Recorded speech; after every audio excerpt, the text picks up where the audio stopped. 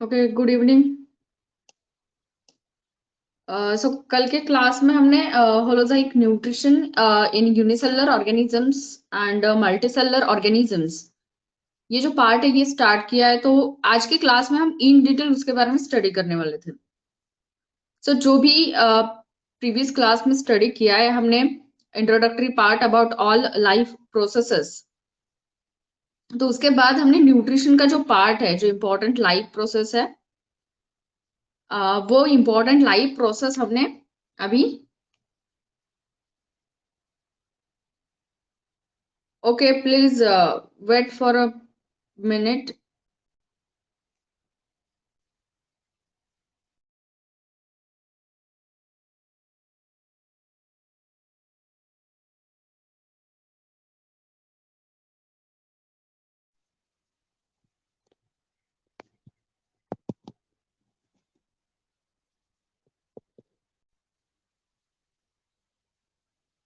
Yes, Sahil.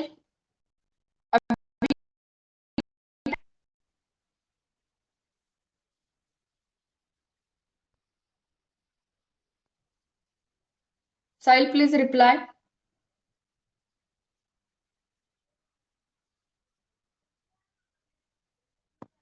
Yes, मेरी आवाज आ रही है?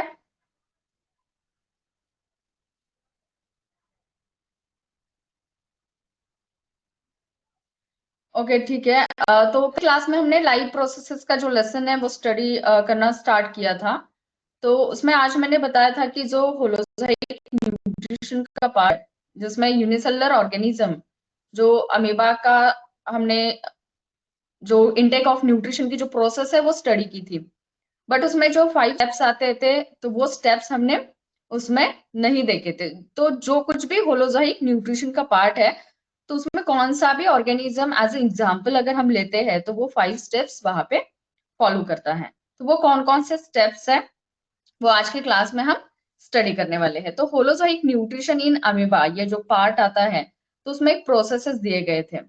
तो अगर आपने कल का जो डायग्राम हमने देखा था कि सुडोपोडिया का फॉर्मेशन होता है, देन फूड वैक्यूल का फॉर्मेशन होता है, देन उसका जो भी फूड पार्टिकल है उसका ब्रेक डाउन भी होता है। तो ये ऑल जो भी प्रोसेसेस है तो उसके लिए स्पेसिफिक नाम दिए गए हैं।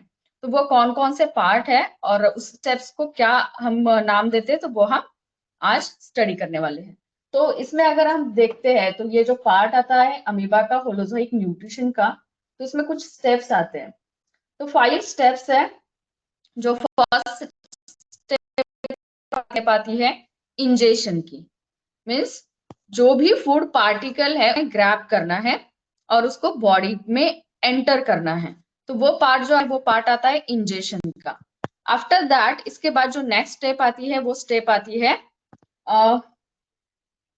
डाइजेशन की। ओके, सो डाइजेशन के बाद जो नेक्स्ट स्टेप है आफ्टर डाइजेशन, तो वो नेक्स्ट स्टेप है एब्सॉर्प्शन की। ओके, तो after absorption the fourth step is assimilation and fifth one is egestion. So ये 5 यहाँ पे प्रोसेसेस है, ये 5 स्टेप्स है जिसको फॉलो करके जो होलोजाइक मोड ऑफ न्यूट्रिशन है वो ऑर्गेनिजम्स क्या करते हैं, परफॉर्म करते हैं। तो फर्स्ट वन जो स्टेप है, प्रोसेस है, वो कौन सी प्रोसेस है? Intake of food, means process of ingestion. इसमें डिफरेंट जो स्टेप्स है, तो उसमें फर्स्ट स्टेप जो आती है वो स्टेप आती है इंजेशन की, मीन्स इनटेक ऑफ फूड। तो ये फर्स्ट स्टेप है जहां पे होलोजाइक मोड ऑफ न्यूट्रिशन आता है ऑर्गेनिजम्स का, उसमें। तो ये हो गया फर्स्ट स्टेप। देन इसके बाद जो नेक्स्ट स्टेप आता है वो आता है डाइजेशन का। So what is the meaning of digestion? So digestion means the conversion of complex substances to simple substances. Means जो सेकेंड स्टेप आता है, तो यहाँ पे फूड को इनटेक करने के बाद यहाँ पे क्या होता है, उसका कन्वर्जन होता है complex substance to simpler substance. Then जो थर्ड प्रोसेस है वो है एब्सॉर्प्शन की। सो यहाँ पे क्या होता है, in the process of absorption जो भी डाइजेस्टेड फूड होता है या जो भी डाइजेस्टेड न्यूट्रिएंट्स है, तो वो न्यूट्रिएंट्स को क्या किया जाता है, बॉडी में एब्सॉर्ब किया जाता है। तो जो थर्ड स्टेप है वो है एब्सॉर्प्शन की। Then fourth one is assimilation. जो फोर्थ स्टेप है वो है assimilation means utilization of nutrients by cell of body. देखिए जो कुछ भी न्यूट्रिएंट्स को एब्सॉर्ब किया जाता है या फिर जो कुछ भी न्यूट्रिएंट्स ब्लड से क्या होते हैं हमारे बॉडी में ट्रांसपोर्ट किए जाते हैं, तो वहां पर क्या होता है, इसको यूटिलाइज किया जाता है by the cell of body. Body में जो सेल्स है, तो सेल्स में हमें पता है कि जो रेस्पिरेशन की प्रोसेस होती है, तो वहां पे क्या होता है, इस न्यूट्रिएंट का ब्रेकडाउन होके वहां से एनर्जी को रिलीज किया जाता है। तो ये फोर्थ स्टेप है एसिमिलेशन की। And last one is egestion means removal of undigested material outside the body.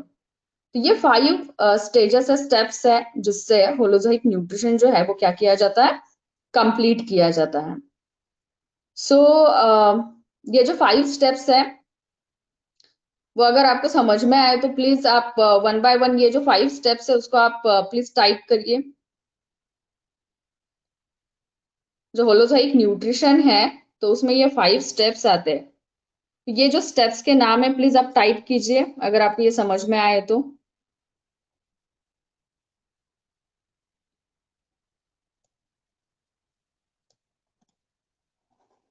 Yes Vishal,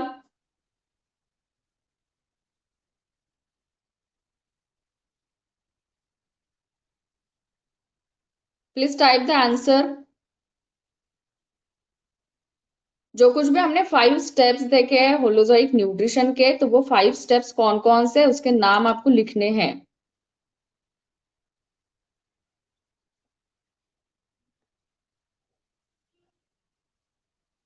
please type your answer.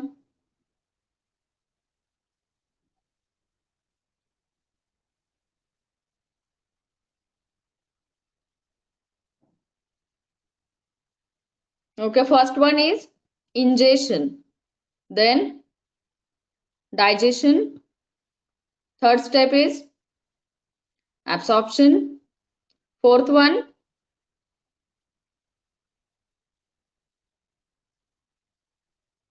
assimilation, very good. And fifth one is egestion. तो ये 5 steps है होलोजाइक nutrition के। तो उसमें unicellular organism में जो example है वो अमीबा का है, और जो मल्टीसेलुलर ऑर्गेनिजम्स है उसमें एग्जाम्पल आता है, उसमें हमने एग्जाम्पल लिया है ह्यूमन बींग्स का।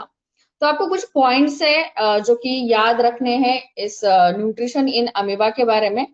तो वो जो पॉइंट्स है वो है amoeba captures food by pseudopodia, और सुडोपोडिया के फॉर्मेशन के बाद वो क्या करता है, फूड वैक्यूल को फॉर्म करता है।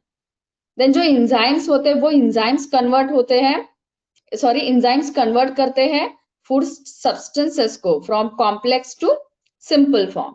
इसके बाद वो जो भी सब्सटेंसेस है वो सब्सटेंसेस क्या हो जाते हैं, बॉडी में एब्सॉर्ब किए जाते हैं और उनको यूज किया जाता है for other activities and for growth of amoeba.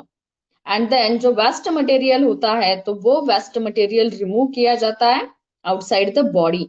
तो यहाँ पे और एक पॉइंट है कि जो अमीबा है वो क्या करता है, अपना सेल मेम्ब्रेन जो होता है वो कौन से भी एक पॉइंट पे ब्रेक करता है और उसमें से वो क्या करता है, जो वेस्ट मटेरियल है उसको एक्सक्रीट करता है।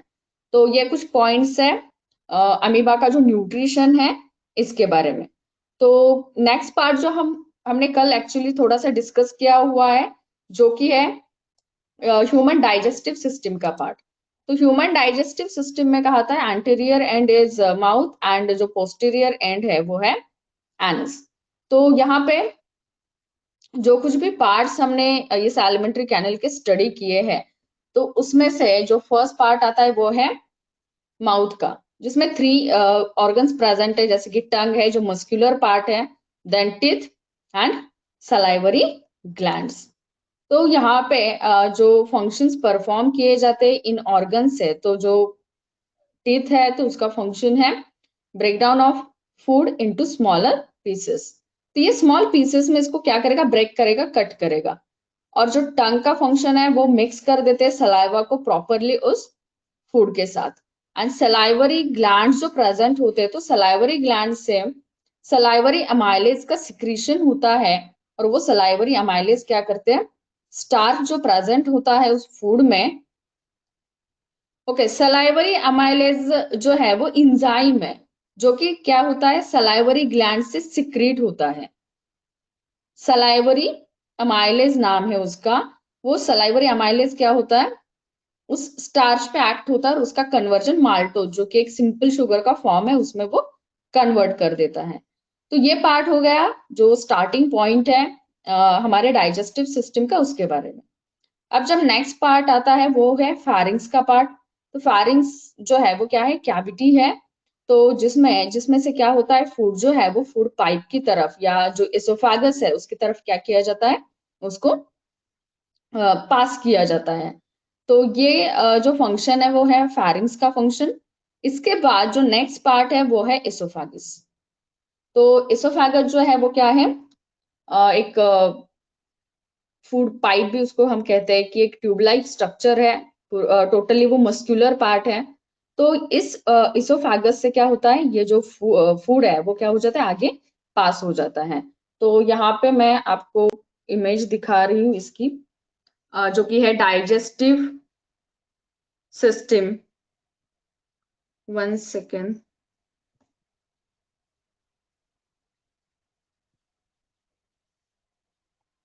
तो न्यूट्रिशन इन ह्यूमन बींग्स में देखिए ये जो पार्ट है ये है ह्यूमन डाइजेस्टिव सिस्टम। तो यहाँ पे अगर आप देख रहे हैं तो पहले सलाइवरी ग्लैंड्स प्रेजेंट है जो कि पेयर्ड फॉर्म में प्रेजेंट होते हैं। देन माउथ का स्ट्रक्चर यहाँ पे दिखाया है। देन जो ट्यूब लाइक स्ट्रक्चर है वो है इसोफेगस। सो इसोफेगस जो है ये जो पार्ट आता है जिसको हम फूड फूड पाइप कहते हैं।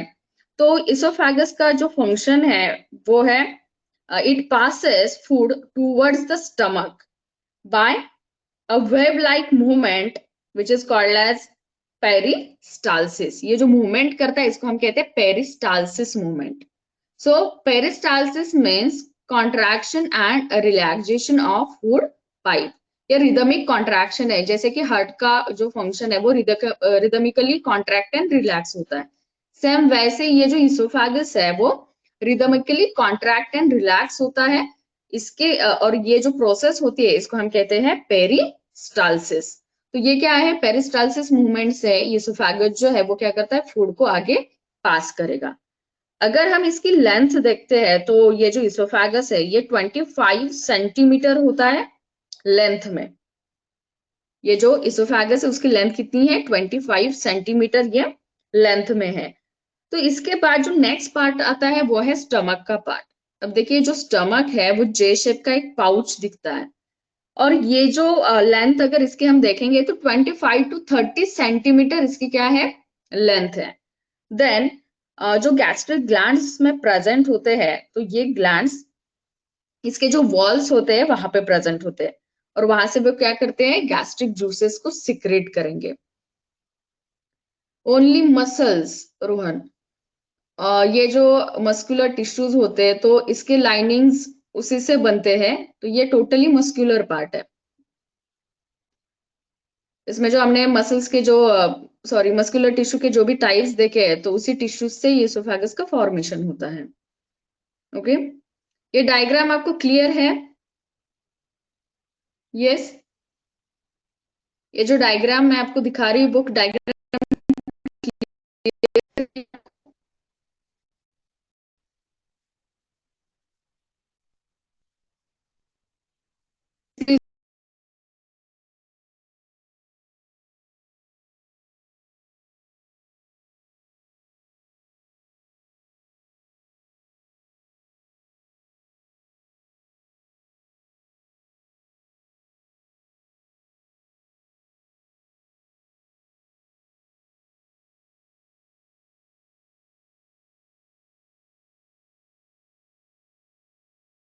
जो पार्ट आता है तो वो पार्ट कौन सा है?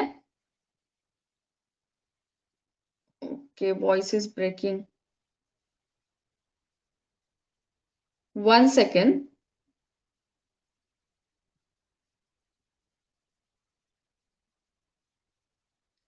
ओके ठीक है, आई थिंक क्लियर आ रही होगी आवाज आपको। यस, तो ये ह्यूमन डाइजेस्टिव सिस्टम का जो डायग्राम मैं आपको दिखा रही हूँ वो डायग्राम आपको क्लियर दिख रहा है क्या?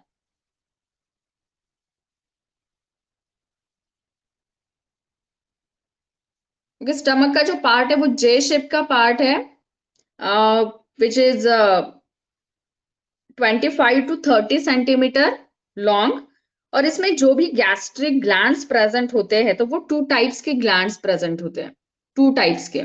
देखिए स्टमक की मैं बात कर रही हूँ, स्टमक के जो वॉल्स है उस वॉल्स में गैस्ट्रिक ग्लैंड्स प्रेजेंट है, और ये जो गैस्ट्रिक ग्लैंड्स होते हैं वो 2 टाइप्स के ग्लैंड्स होते हैं। कौन से 2 टाइप्स के? तो एक टाइप होता है पैराइटल, या फिर जो ऑक्सीटोनिक सेल से बनता है, और दूसरा जो होता है वो म्यूकस सेल से बनता है, जिससे क्या होता है म्यूकस का सिक्रीशन होता है। और जो पैराइटल होते हैं सेल्स, तो उससे क्या होता है हाइड्रोक्लोरिक एसिड का सिक्रीशन होता है। सो हाइड्रोक्लोरिक एसिड जो है वो नेचर में एसिडिक है, तो उसका जो पीएच होता है वो अराउंड 1.5 टू 2.5 होता है। उसका जो पीएच है वो कितना है? 1.5 टू 2.5। तो ये जो हाइड्रोक्लोरिक एसिड है जो कि प्रेजेंट होता है स्टमक में, तो ये एसिड कुछ जो हमारे स्टमक में और जो भी एंजाइम्स प्रेजेंट है तो उनको क्या करता है? एक्टिव बनाता है। तो स्टमक में हाइड्रोक्लोरिक एसिड के साथ और कौन कौन से ऐसे एंजाइम्स है जो कि डाइजेशन की प्रोसेस में हेल्पफुल है, तो वो हम देखते हैं कि कौन से ऐसे एंजाइम्स यहाँ पे प्रेजेंट होते हैं। यहाँ पे देखिए जो स्टमक के जो पार्ट में जो अदर दूसरे एंजाइम्स प्रेजेंट है उसमें नाम आता है पेप्सिन का और रेनिन का। तो यहाँ पे जो प्रोटीन होता है तो उस पे एक्ट होने के लिए ये जो पेप्सिन एंजाइम है वो हेल्पफुल है, बट जो पेप्सिन एंजाइम है वो इनएक्टिव फॉर्म में है। तो उसको एक्टिव फॉर्म में लाने के लिए हाइड्रोक्लोरिक एसिड उस पे एक्ट होगा, और उसका जो पेप्सिनोजन जो उसका इनएक्टिव फॉर्म है उसको एक्टिव फॉर्म में लाएगा। देन जो पार्ट आता है और रेनिन का, यानी कि जो सेकेंड यहाँ पे एक एंजाइम प्रेजेंट है, तो रेनिन भी क्या होता है? पहले इनएक्टिव फॉर्म में होता है जिसको हम प्रोरेनिन कहते हैं, उसके बाद उसका कन्वर्जन होता है रेनिन यानी कि एक्टिव फॉर्म में। तो ये फंक्शन है हाइड्रोक्लोरिक एसिड का। अब इसको ये एक्टिव तो फॉर्म में बनाता है, बट उसके साथ साथ जो जर्म्स आते हैं तो उनको भी क्या करता है? हाइड्रोक्लोरिक एसिड किल करता है। ये कुछ फंक्शंस है जो कि एंजाइम्स प्रेजेंट होते हैं स्टमक में, उसके बारे में। इसके बाद जो नेक्स्ट पार्ट आता है वो है स्मॉल इंटेस्टाइन का। अभी देखो स्मॉल इंटेस्टाइन जो है वो अराउंड 6.35 मीटर इसकी लेंथ है, और इसका डायमीटर अगर हम देखते हैं तो अराउंड 2.5 सेंटीमीटर है। अब यहाँ पे ये जो भी पार्ट है स्मॉल इंटेस्टाइन का, तो स्मॉल इंटेस्टाइन क्या करता है? पैनक्रियाज एंड लिवर से जो भी सिक्रीशंस है उनको क्या करेगा? वो वहां पे जो भी सिक्रीशंस होते हैं पैनक्रियाज एंड लिवर के, तो वो सिक्रीशंस कहाँ पे आएंगे? स्मॉल इंटेस्टाइन में आते हैं। तो स्मॉल इंटेस्टाइन में ये जो भी सिक्रीशंस आएंगे तो उनमें डिफरेंट एंजाइम जो है वो प्रेजेंट होते हैं। तो किसी को पता है, कल हमने ये डिस्कस किया हुआ था कि जो स्मॉल इंटेस्टाइन है उसमें जो भी पैनक्रियाज से सिक्रीशन आता है तो उसमें क्या प्रेजेंट होता है, कौन से एंजाइम्स उसमें प्रेजेंट होते हैं, और उसका नेचर कैसे होता है। स्मॉल इंटेस्टाइन, स्मॉल इंटेस्टाइन में जो पैनक्रियाज से सिक्रीशंस है तो उसमें कौन कौन से एंजाइम्स प्रेजेंट होते हैं?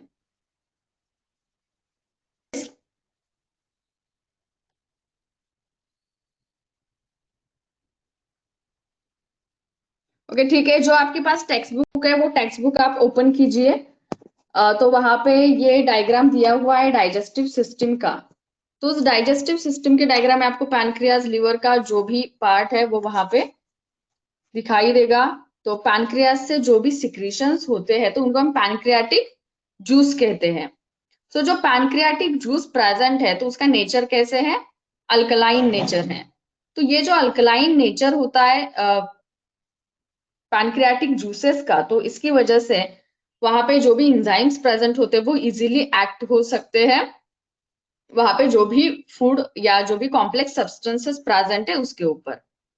तो इसकी वजह से स्मॉल इंटेस्टाइन में जो लिवर से भी सिक्रीशन आता है तो वो बाइल जूस है। तो उसको देखिए गॉल ब्लैडर में क्या किया जाता है? स्टोर किया जाता है, और जब कभी जरूरत होती है तो वहां से उसको सिक्रेट किया जाएगा। अब ये जो बाइल जूस प्रेजेंट होता है तो उसका भी फंक्शन है कि ये स्पेसिफिक फंक्शन होता है ईच एंड एवरी इंजाइम का। तो जो भी सिक्रीशन होता है, मतलब बाइल जूस जो सिक्रीट होता है, तो बाइल जूस एक्ट होता है फैट पे, और इसका फैट का कन्वर्जन करता है फैट ग्लोब्यूल्स में। फैट के ग्लोब्यूल्स मतलब स्ट्रक्चर, तो अगर आपने वॉशिंग पाउडर को अगर आप पानी में डालेंगे और उसको शेक करेंगे तो फॉर्मेशन होता है, तो वैसे ही जब फैट पे ये एक्ट होगा तो फैट के ग्लोब्यूल्स का फॉर्मेशन होता है। तो ये बिल्कुल ही ऐसे फैट को क्या करेगा, ब्रेक करता है। फंक्शन है लिवर से जो सिक्रेट होता है बाइल जूस उसका, और पैनक्रियास से जो सिक्रेट होता है वो है पैनक्रियाटिक जूस। तो पैनक्रियाटिक जूस में भी ट्रिप्सिन नाम का एंजाइम प्रेजेंट होता है। देन ये जो एंजाइम है वो डिफरेंट जो कंपोनेंट्स होते हैं, न्यूट्रिएंट्स होते हैं, उस पे क्या हो जाता है, एक्ट हो जाता है। तो ये डिफरेंट एंजाइम्स है जो कि प्रेजेंट होते हैं हमारे डाइजेस्टिव ट्रैक्ट में। इसके बाद जो हमने बात की थी रेक्टम और एनस की, तो रेक्टम एक जहाँ पे सॉरी स्मॉल इंटेस्टाइन के बाद जो पार्ट आता है वो लार्ज इंटेस्टाइन का पार्ट है। तो लार्ज इंटेस्टाइन के पार्ट में एब्सॉर्प्शन होगा जो भी यूजफुल मटेरियल है उसका, और जो एक्सेस वाटर होता है उसका भी। और उसके बाद जो पार्ट आता है एनस का, तो उससे क्या होगा, एक्सक्रीशन की प्रोसेस होती है। तो इसके बीच में between small and large intestine एक जो पार्ट प्रेजेंट होता है वो है अपेंडिक्स का पार्ट। तो ये वेस्टिजियल ऑर्गन है फॉर ह्यूमन बीइंग्स, जो कि इवोल्यूशन का जो पार्ट है, हेरेडिटी एंड इवोल्यूशन इस लेसन में इसके बारे में बताया गया है कि जो वेस्टिजियल ऑर्गन है जो कि ह्यूमन बॉडी में प्रेजेंट है डाइजेस्टिव सिस्टम में, तो वो है अपेंडिक्स। तो वो कहाँ पे प्रेजेंट है, इन बिटवीन, मतलब जहाँ पे स्मॉल इंटेस्टाइन एंड होता है और लार्ज इंटेस्टाइन स्टार्ट होता है, तो वहां पे ये इस जंक्शन पे ये जो अपेंडिक्स है वो क्या होता है, प्रेजेंट होता है। तो ये है ह्यूमन डाइजेस्टिव सिस्टम। तो ह्यूमन डाइजेस्टिव सिस्टम में जो कुछ भी हमने इंजाइम्स के बारे में देखा है, तो ये कुछ समरी हम कह सकते हैं उसकी। तो ये समरी में अगर आप देखेंगे तो समरी में, वन सेकेंड मैं आपको दिखाती हूँ कि वो समरी क्या है। तो यहाँ पे देखिए जो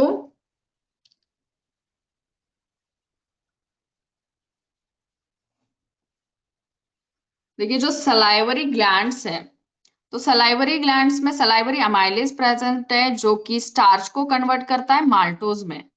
देन जो पेप्सिन प्रेजेंट होता है वो एक्ट होता है प्रोटीन पे और उसका कन्वर्जन होता है पेप्टोन्स में। देन रेनिन, ये जो है वो रेनिन एंड केसिन, इसमें दो टाइप की एंजाइम्स प्रेजेंट होते हैं। तो ये कैसिन कन्वर्ट करता है पैराकेसिन में। देन नेक्स्ट जो पार्ट आता है वो है पैनक्रियास का पार्ट, जिसमें अमाइलेज एंजाइम प्रेजेंट है जो कि स्टार्च को माल्टोज एंड ग्लाइकोजन को आइसोमाल्टेज में कन्वर्ट करेगा।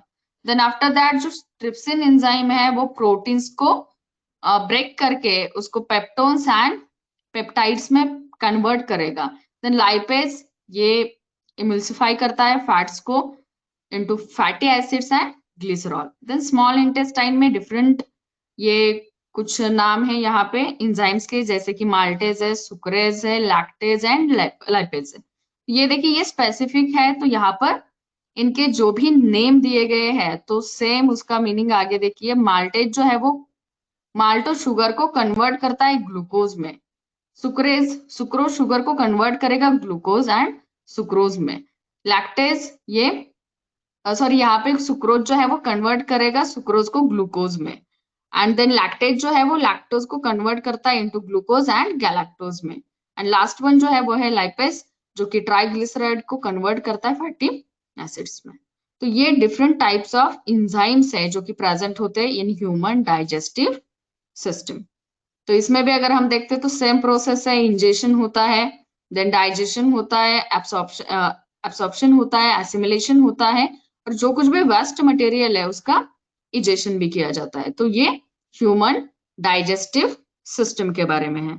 तो मैंने कल आपको बताया था कि इसके नोट्स जो है वो पीडीएफ करके मैं हैंड रिटन नोट्स आपको सेंड करूंगी, बट ये जो पार्ट था हमारा वो डिस्कशन का रह गया था, इसकी वजह से मैंने वो नोट जो है वो शेयर नहीं किए। तो आज हमारा जो डाइजेस्टिव सिस्टम का पार्ट है वो कंप्लीट हुआ है। तो इसके जो भी नोट्स है वो मैं आज आपको शेयर कर देती हूँ। अब ये हो गया हमारा पहला life process, intake of nutrition. तो इसमें अगर किसी को कुछ डाउट है तो प्लीज आप टाइप करके सेंड कीजिए। जो हमने अभी डिस्कस किया पार्ट इनटेक ऑफ न्यूट्रिशन, जो कि फर्स्ट लाइफ प्रोसेस है, तो इसमें अगर आपको कुछ डाउट है तो प्लीज आप टाइप कीजिए। इनटेक ऑफ न्यूट्रिशन जिसमें हमने ह्यूमन डाइजेस्टिव सिस्टम और जो अमीबा है, यूनिसेलुलर ऑर्गेनिज्म, इसके बारे में जो भी स्टडी किया है, तो इसमें अगर किसी को कुछ डाउट है, ओके कुछ डाउट नहीं है, तो इसमें इंपॉर्टेंट क्वेश्चंस जो भी हमने स्ट्रक्चर कल स्टडी किया था प्लांट का, लीफ का जो हमने स्ट्रक्चर देखा था, वो लीफ का भी स्ट्रक्चर इसमें बहुत इंपॉर्टेंट है, उस पर भी क्वेश्चंस आते हैं। इसके बाद जो पार्ट हमने यूनिसेलुलर ऑर्गेनिज्म का देखा, तो वो भी इंपॉर्टेंट पार्ट है। एंड देन मल्टीसेलुलर ऑर्गेनिज्म में जो ह्यूमन डाइजेस्टिव, तो इस पे 5 मार्क्स के क्वेश्चन, ऑल जितने भी हम लाइफ प्रोसेसेस स्टडी करेंगे, तो वो सारे लाइफ प्रोसेसेस में आपको 5 5 मार्क्स के इसके ऊपर क्वेश्चंस फॉर्म होते हुए दिखाई देंगे। तो इसके लिए आपको क्या करना है, उन सारे प्रोसेसेस को अच्छे से रीड करना है। यहाँ पे मैं कुछ क्वेश्चंस आपको पूछने वाली हूँ। 1 सेकेंड।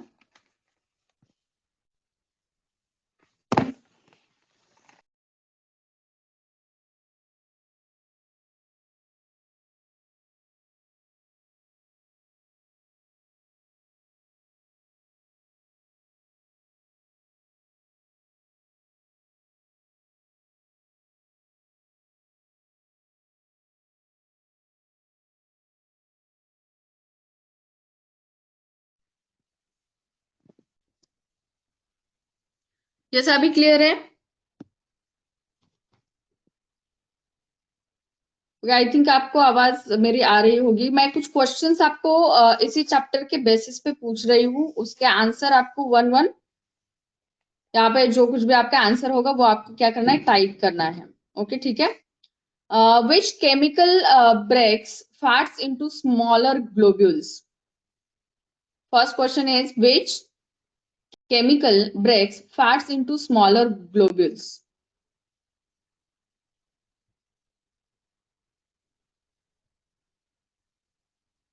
No.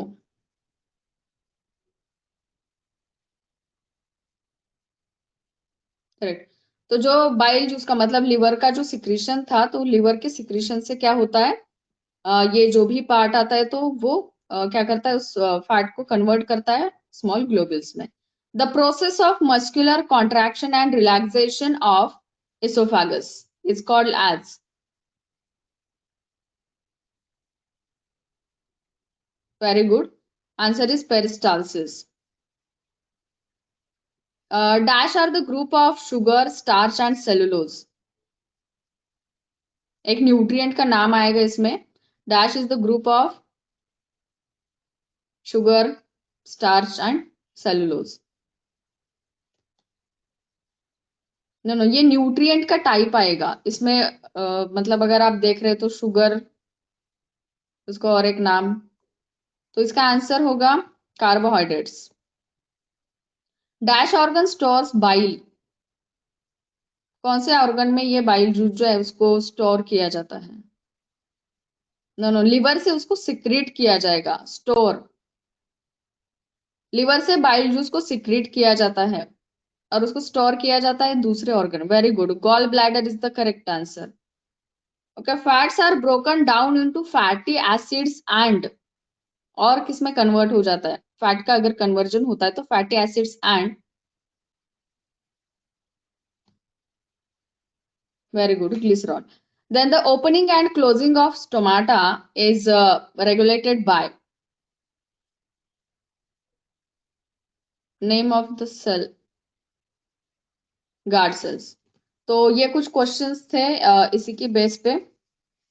बाकी के जो क्वेश्चंस है वो बहुत ही सिंपल क्वेश्चंस है। तो ये हो गया हमारा पार्ट न्यूट्रिशन का। इसके बाद जो नेक्स्ट प्रोसेस है, जो कि नेक्स्ट लाइफ प्रोसेस है, वो नेक्स्ट लाइफ प्रोसेस रेस्पिरेशन की है। तो रेस्पिरेशन की जो प्रोसेस होती है, तो रेस्पिरेशन इन प्लांट्स भी हमें स्टडी करना है और रेस्पिरेशन इन ह्यूमन बीइंग्स, ये 2 एग्जांपल्स हमें इसमें स्टडी करने हैं। तो रेस्पिरेशन जो प्रोसेस है, तो रेस्पिरेशन के प्रोसेस में जो भी न्यूट्रिएंट्स प्रेजेंट होते हैं, स्पेसिफिकली जो कार्बोहाइड्रेट्स है, उसमें भी जो ग्लूकोज का आपने अगर देखा होगा तो एंड में हुआ है ग्लूकोज में कन्वर्ट हो गए, जो भी कॉम्प्लेक्स शुगर थे तो उसका कन्वर्जन फॉर्म में हो गया। तो ये सिंपल फॉर्म है शुगर का। तो इसकी वजह से ग्लूकोज किया जाता है, यूज किया जाता है for the production of energy in the process of respiration.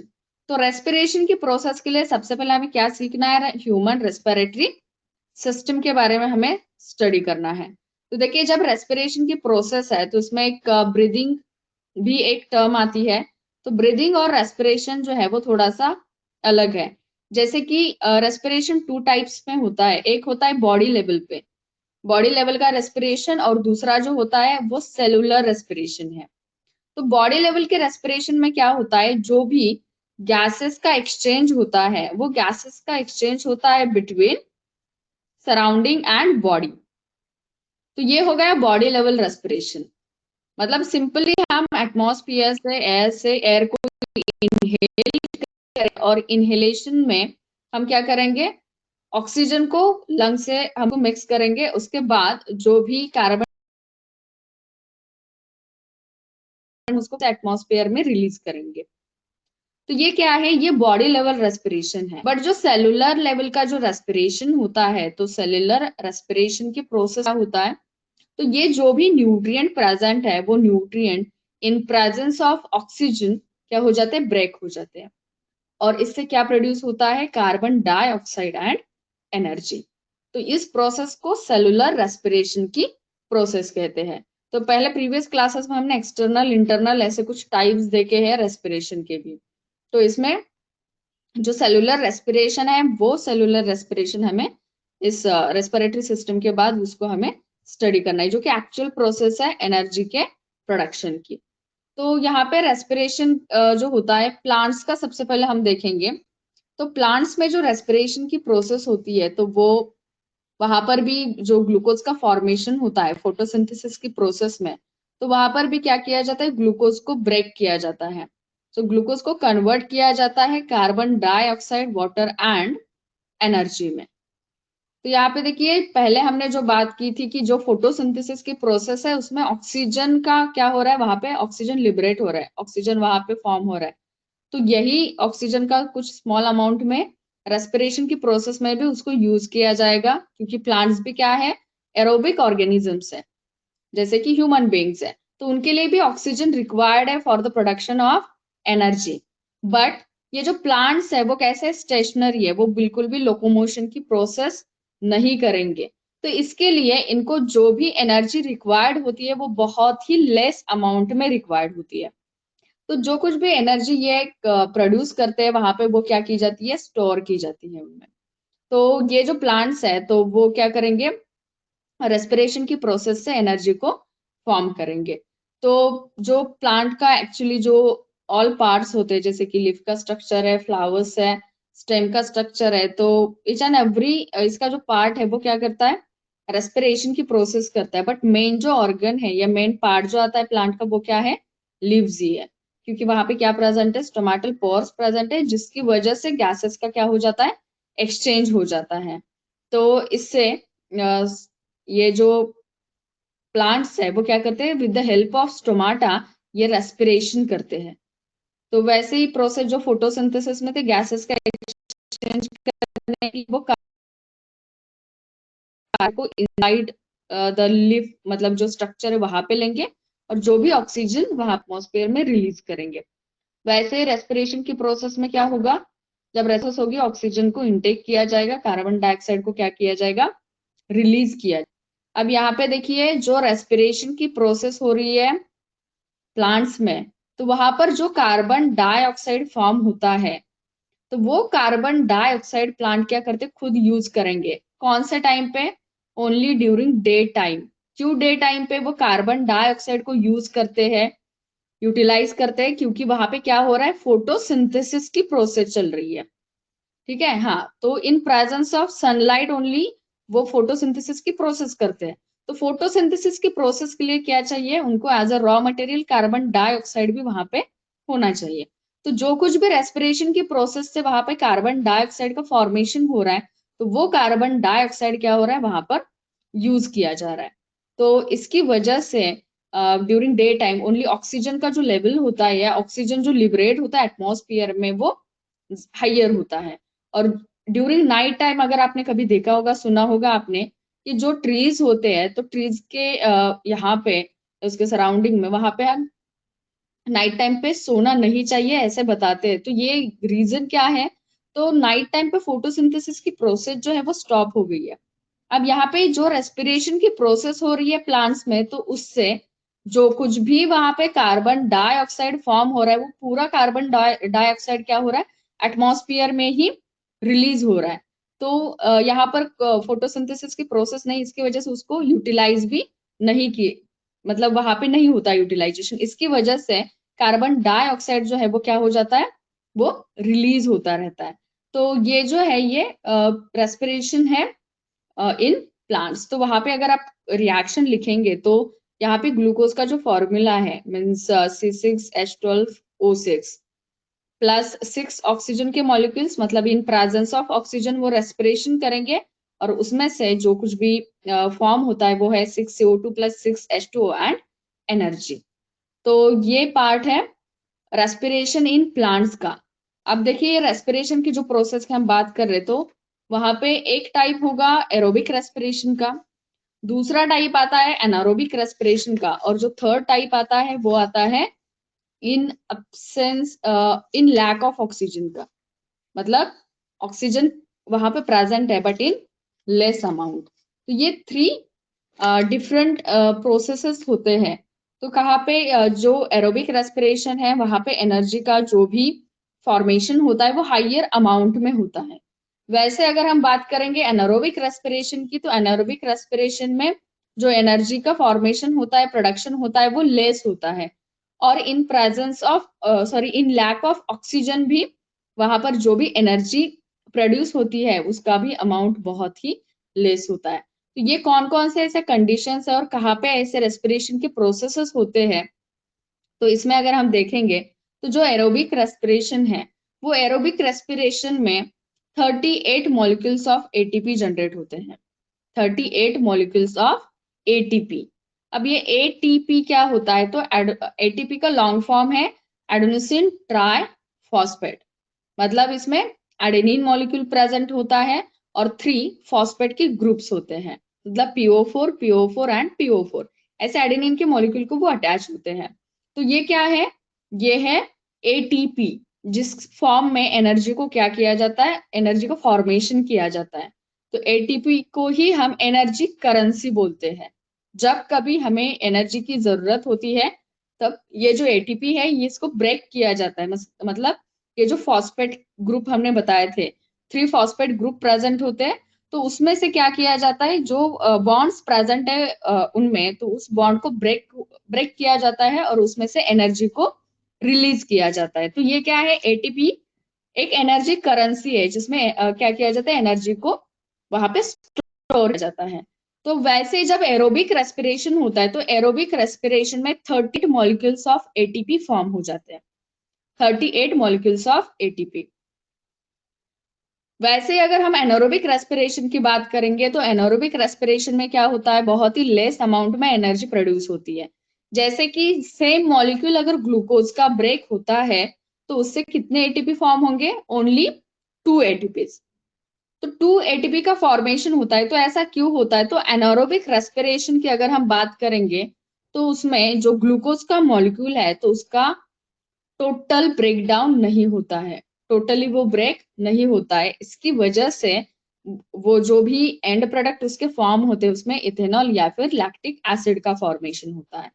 तो इसका टोटल ब्रेकडाउन नहीं होगा, इसकी वजह से क्या होगा, जो एटीपी का फॉर्मेशन है वो एटीपी का फॉर्मेशन लेस अमाउंट में होगा, यानी कि only 2 molecules of ATP are formed in aerobic respiration.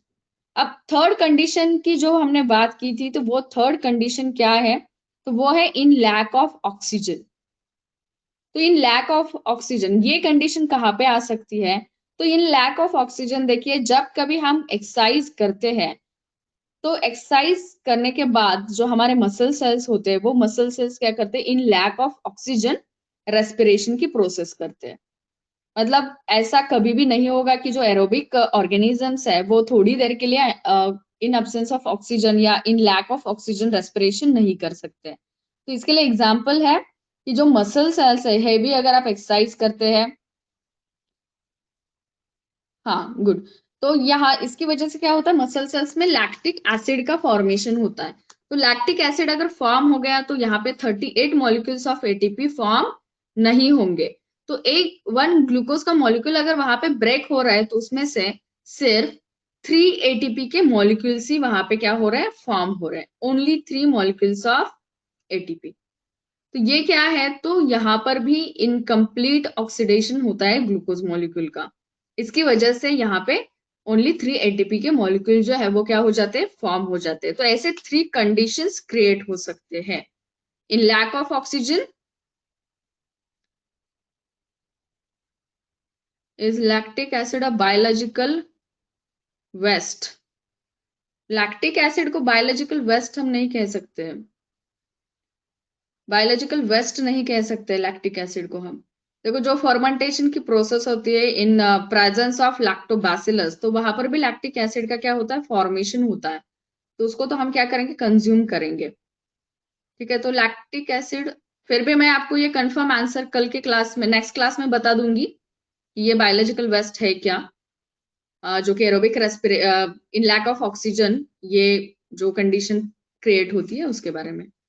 तो हम बात कर रहे थे कि ये 3 कंडीशंस है। कभी कभी देखिए प्लांट्स में भी ऐसा होता है कि जब हम जो सीड्स होते हैं, सीड्स को हम सो करते हैं सॉइल में, और वहां पर भी पायरुवेट और इसी का और एक नाम है पायरुविक एसिड। तो ग्लूकोज का जो पहला कन्वर्जन होता है वो 2 मॉलिक्यूल्स ऑफ पायरुविक एसिड में होता है। मतलब वहां पे देखिए C6H12O6 है, तो उसका बिल्कुल हाफ पार्ट बनता है और उससे ये 2 पायरुविक एसिड के मॉलिक्यूल्स फॉर्म हो जाते हैं। तो ये पहला स्टेप है, ग्लाइकोलिसिस हम इस प्रोसेस को कहते हैं। वो मैं जब एरोबिक रेस्पिरेशन हम सीखेंगे तो वो मैं आपको बता दूंगी कि इसके स्टेप्स कौन कौन से हैं। ठीक है, तो पहले जो हम बात कर रहे हैं कि सीड्स जो होते हैं वो अगर हम सॉइल में लगाते हैं, वहां पर भी अगर ऐसी कंडीशंस आती कि बहुत सारा वाटर वहां पे प्रेजेंट है, या वो जो सीड है तो उसके लिए जो ऑक्सीजन जितना मिलना चाहिए था, फ्री ऑक्सीजन उतना अगर नहीं मिलता है, तभी भी वो सीड क्या करता है, इन लैक ऑफ ऑक्सीजन रेस्पिरेशन करेगा और खुद को वो क्या करेगा, जर्मिनेट करेगा।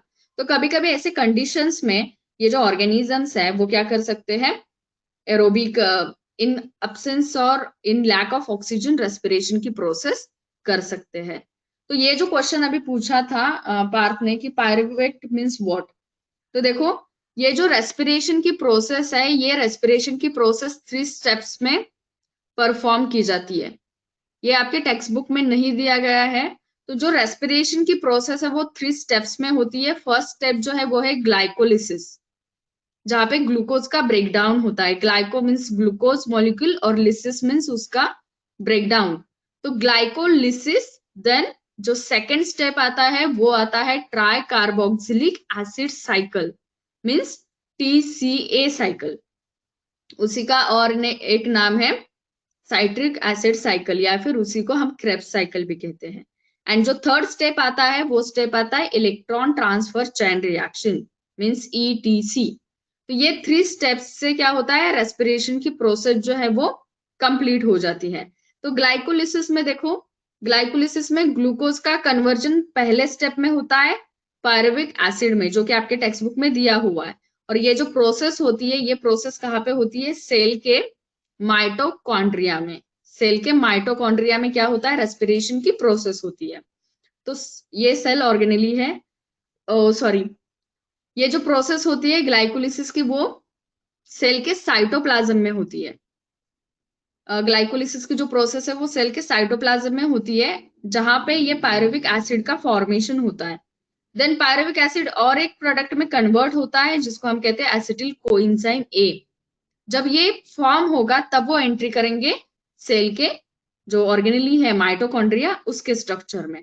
और माइटोकॉन्ड्रिया में फिर से इसका ब्रेकडाउन होता जाता है और मॉलिक्यूल्स फॉर्म हो जाते हैं, NADH2 FADH2, और उससे क्या होता है ATP के मॉलिक्यूल्स बनते हैं। तो ये लास्ट स्टेप है जो कि माइटोकॉन्ड्रिया में वहां पे होती है। इसकी वजह से ही माइटोकॉन्ड्रिया को हम पावर हाउस ऑफ सेल कहते हैं। तो ये है इन जनरल जो रेस्पिरेशन की हम बात कर रहे हैं तो उसके बारे में। तो रेस्पिरेशन हम सेलुलर लेवल का रेस्पिरेशन देख रहे हैं, और उसके बाद ह्यूमन रेस्पिरेटरी सिस्टम के बारे में हमें स्टडी करना है। तो कल के क्लास में मैं ह्यूमन रेस्पिरेटरी सिस्टम का जो पार्ट है वो आपको सिखाने वाली हूँ। तो इसके पहले जो आज के क्लास में हमने स्टडी किया रेस्पिरेशन इन प्लांट्स, तो उसमें सिंपली स्टोमाटल पोर से गैसेस ऑफ एक्सचेंज होगा, ग्लूकोज का conversion carbon dioxide water and energy में होगा। प्लांट जो है वो स्टेशनरी है, इसकी वजह से वो एनर्जी को ज्यादा यूटिलाइज नहीं करते, एनर्जी को स्टोर करते हैं। अब जो हाँ और एक चीज है कि जो एनर्जी फॉर्म होती है एक्स्ट्रा जो अमाउंट में, तो वो जो एनर्जी होती है स्टोर होती है प्लांट्स में, वो कौन से फॉर्म में स्टोर की जाती है, किसी को पता है? जो हायर अमाउंट ऑफ एनर्जी जो कुछ भी वहां पे फॉर्म हो जाएगी। Yes please Partha.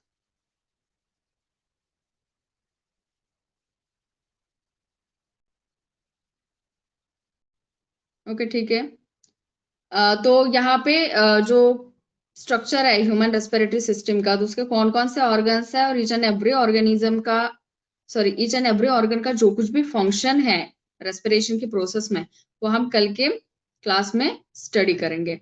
बट जो एक्चुअल प्रोसेस होती है जिसमें ब्रेक डाउन होता है न्यूट्रिएंट्स का, तो उससे क्या हो जाती है वहां पे एनर्जी का फॉर्मेशन हो जाता है।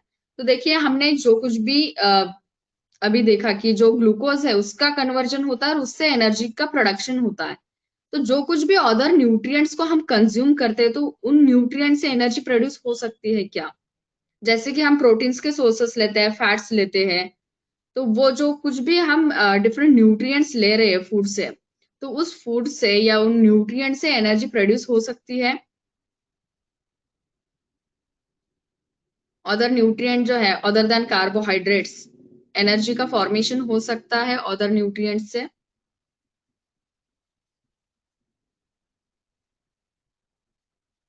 यस और नो?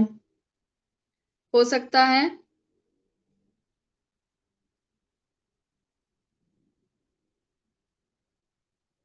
देखिए अदर न्यूट्रिएंट जो कुछ भी हम कंज्यूम कर रहे हैं उनका फंक्शन थोड़ा सा डिफरेंट है। प्रोटीन्स अलग फंक्शन परफॉर्म करते, बॉडी बिल्डिंग फूड हम उनको कहते हैं, या फिर जो विटामिन्स है तो वो उनका फंक्शन अलग है, इम्यून सिस्टम को स्ट्रांग बनाते हैं। बट इन केस मतलब हर बार जो कार्बोहाइड्रेट का सोर्स अगर हमने नहीं लिया है तो उस केस में भी प्रोटीन्स को फैट्स को क्या किया जाता है, ब्रेक किया जाता है। उसका कन्वर्जन प्रोटीन्स का अमीनो एसिड में करके, फैट्स का conversion fatty acid and glycerol में करके। हमने जो बीच में एक इसकी बात की थी एसिटिल कोएंजाइम ए मॉलिक्यूल की, तो सेम उनका फिर से कन्वर्जन किया जाता है एसिटिल कोएंजाइम ए में, और आगे के स्टेप सारे फॉलो किए जाते हैं, और उससे क्या हो जाती है एनर्जी का प्रोडक्शन होता है। तो ये पाथवेज है। तो इसका आंसर यस है कि हम अदर न्यूट्रिएंट से भी एनर्जी को प्रोड्यूस कर सकते हैं। तो कार्बोहाइड्रेट क्या है, मेन सोर्स है एनर्जी का। इसको जो है वो ज्यादा अमाउंट में इससे एनर्जी को क्रिएट किया जाता है। तो कभी हंगर या ऐसे सफर होते हैं हम फास्टिंग से, तो उसके बाद हम जो स्वीट आइटम्स लेते हैं फूड में, तो उसकी वजह से क्या इंस्टेंट एनर्जी का फॉर्मेशन होता है, एनर्जी जल्दी प्रोड्यूस होती है। तो आपने देखा होगा कि जो प्लेयर्स होते हैं वो बिटवीन द गेम क्या करते हैं, ऐसे कुछ जो इंस्टेंट एनर्जी ड्रिंक्स होते हैं तो उसको लेते हैं, जैसे कि ग्लूकॉन डी है, बहुत सिंपल एग्जांपल है। तो ग्लूकॉन डी से क्या होता है, ग्लूकोज उसमें प्रेजेंट है जो कि फॉर्म है सिंपल शुगर का। तो इसको अगर हम यूटिलाइज करेंगे तो बहुत ही जल्दी उसका ब्रेक डाउन होता है और उसमें से हमें इंस्टेंट एनर्जी मिलती है। रेड बुल, ये किसका नाम है पार्थ, मुझे समझ में नहीं आया। मतलब एनर्जी ड्रिंक है? ओके। तो ये फर्स्ट टाइम मैंने सुना है। तो ये एनर्जी ड्रिंक जो होते हैं वो इंस्टेंट एनर्जी क्रिएट करते हैं, इसमें सिंपल शुगर का जो फॉर्म होता है वो उसमें प्रेजेंट होता है। तो इसकी वजह से जब कभी हम ऐसे सफर होते हैं या फास्टिंग करते हैं तो उसके बाद हमें क्या लेना चाहिए, कुछ कार्बोहाइड्रेट के सोर्सेस लेने चाहिए। 1 second, will energy formation take place in cellular level if carbon monoxide is mixed with blood instead of hemoglobin? Instead of haemoglobin carbon monoxide अगर मिक्स हो गया तो सेलुलर लेवल का रेस्पिरेशन होके उसमें से एनर्जी का फॉर्मेशन हो सकता है क्या? ये क्वेश्चन पूछा है रोहन ने। रोहन, इसके बारे में मुझे थोड़ा सा सोचना पड़ेगा क्योंकि इंस्टेड ऑफ हीमोग्लोबिन आपने डाला है वहां पे, तो ब्लड में एक्चुअली हीमोग्लोबिन का जो कंटेंट होगा तो उसको हम स्किप करके कार्बन मोनोऑक्साइड, वहां पे थोड़ा सा मुझे कंफ्यूजन लग रहा है, तो इसका आंसर मैं आपको बाद में दे देती हूँ, ठीक है? हाँ, वही इसकी वजह से तो हीमोग्लोबिन को कैसे हम रिप्लेस करेंगे, इंस्टेड ऑफ हीमोग्लोबिन नहीं हो सकता है। तो ये हो सकता है कि जो कार्बन डाइऑक्साइड है तो उसकी जगह पे नहीं, बट ये थोड़ा सा मुझे गलत लग रहा है, देखती हूँ मैं इसका आंसर, ठीक है? आपको बाद में मैं आपको बता दूंगी ये क्या है। इम्पॉसिबल तो है, बट देखते हैं इसका मीनिंग या फिर इसकी जगह पे और कौन सा दूसरा वर्ड है क्या। Yes yes, carbon monoxide causes green house effect. Okay, तो इसका तो हमारे बॉडी में तो ऐसा, यस, क्लोरोफ्लोरोकार्बन, ये जो गैस है ये फॉर्म होता है एसी या रेफ्रिजरेटर्स, कूलिंग एजेंट्स इसमें से, ठीक है? तो इसमें हमारे बॉडी में ये सेलुलर लेवल का रेस्पिरेशन में इसका कुछ कनेक्शन नहीं है, ठीक है? तो ये पार्ट था रेस्पिरेशन का जो कि हमने इन डिटेल नहीं लिया है, तो वो कल की क्लास में मैं आपको ह्यूमन रेस्पिरेटरी सिस्टम के बारे में जो कुछ भी है वो बता दूंगी। एक्चुअली आज जो मैंने ट्राई किया था पीसी पे आपका क्लास लेना, बट वहां पे वो टाइम पे स्टार्ट नहीं हुआ, इसकी वजह से मेरे यहाँ पे मैंने कुछ प्रेजेंटेशन के लिए आपको आज कुछ नहीं दिखाया डायग्राम्स वगैरह, तो नहीं नहीं, इट्स ओके रोहन, कुछ प्रॉब्लम नहीं। तो कल का जो नेक्स्ट क्लास जो होगा तो उसमें ह्यूमन रेस्पिरेटरी सिस्टम हम स्टडी करेंगे, तो उसमें आपको वो सारे जो भी स्लाइड्स है पीपीटी फॉर्म करके वो मैं आपको दिखा दूंगी। तो आज के क्लास के बाद मैं आपको सेंड कर रही हूँ, ओके 1 सेकेंड, तो आज के क्लास के बाद मैं आपको सेंड कर रही हूँ PDF. Okay okay, instead of oxygen you typed haemoglobin, ठीक है? तो देखिए ये कार्बन मोनोऑक्साइड अगर इन केस हम इनहेल करते तो उसका इफेक्ट हमारे बॉडी पे एडवर्स होगा। तो कार्बन मोनोऑक्साइड का जो भी फॉर्म है मींस CO2, तो मुझे नहीं लगता है कि इससे सेलुलर लेवल पे रेस्पिरेशन की प्रोसेस हो सकती है, क्योंकि इसमें जो भी फॉर्मेशन होगा वो पॉइजनिंग इफेक्ट होगा इसका हमारे बॉडी पे, क्योंकि वो जो मिक्स हो जाता है ऑक्सीजन, प्योर जो ऑक्सीजन का मॉलिक्यूल है O2 का, तो उसका बाइंडिंग होता है हीमोग्लोबिन के मॉलिक्यूल के साथ। तो वहां पर अगर वो कार्बन मोनोऑक्साइड का जो कुछ भी पार्ट हम इनहेल कर रहे हैं तो उसकी वजह से उसका एडवर्स इफेक्ट हमारे हेल्थ पे या हमारे बॉडी पे होगा, ठीक है? तो ये पॉसिबल नहीं है कि ऑक्सीजन को रिप्लेस करके हम कार्बन मोनोऑक्साइड को इनहेल करें।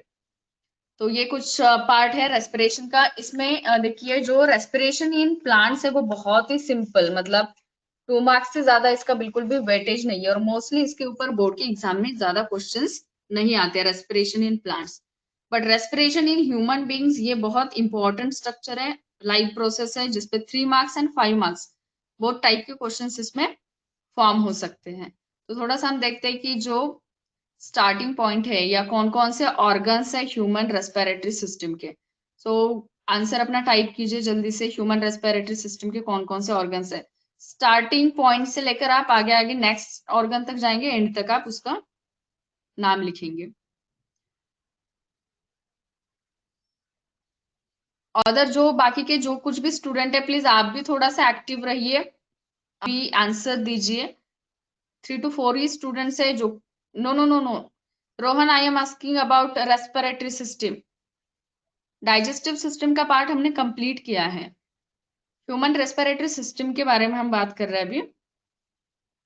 तो ह्यूमन रेस्पिरेटरी सिस्टम में कौन कौन से ऑर्गन्स है फ्रॉम स्टार्टिंग, आपको वो टाइप करना है कौन से ऑर्गन्स इसमें इंक्लूड है।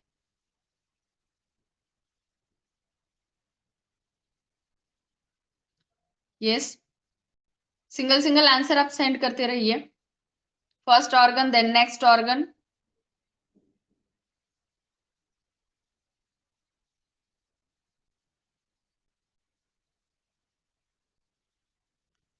पार्थ, ओके ठीक है। टीथ इज, टीथ जो है वो बोनी स्ट्रक्चर्स है। पार्थ ने क्वेश्चन किया कि हमने डिस्कस नहीं किया टीथ के बारे में इन डाइजेस्टिव सिस्टम। तो डाइजेस्टिव सिस्टम में टीथ का जो फंक्शन है, वो टीथ जो है वो बोनी स्ट्रक्चर है। मैंने दिया था मैस्टिकेशन ऑफ फूड, हम कहते हैं उसको, कि जो सिंपल जो फूड हम लेते हैं तो उसको स्मॉल पीसेस में ब्रेक करना, ये रोल है टीथ का। इसको मैकेनिकल डाइजेशन का पार्ट भी हम कहते हैं। Okay, means how many they are present, means teeth की आप बात कर रहे हैं, हाउ मेनी टीथ्स।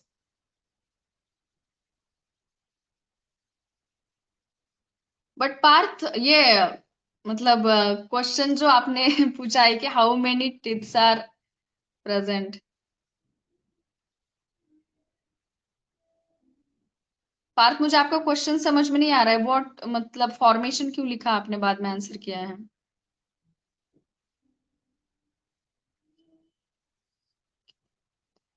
ओके, मतलब आपको ये चाहिए कैनाइन्स कितने होते हैं, वो मोलार प्रीमोलर्स कितने होते हैं, वो चाहिए आपको, उसका सेपरेशन।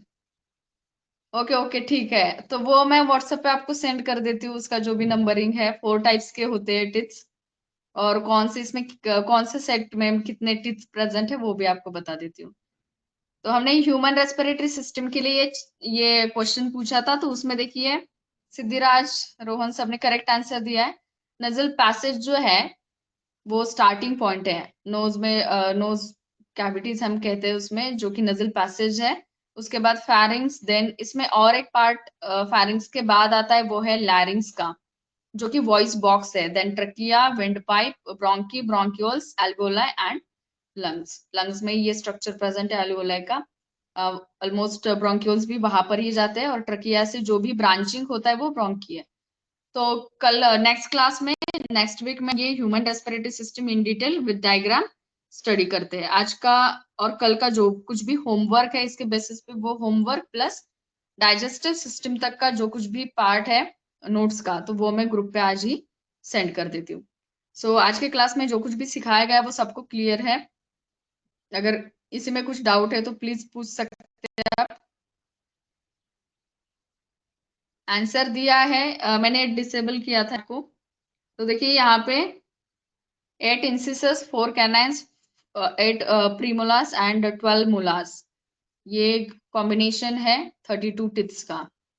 ओके ठीक है, देन थैंक यू।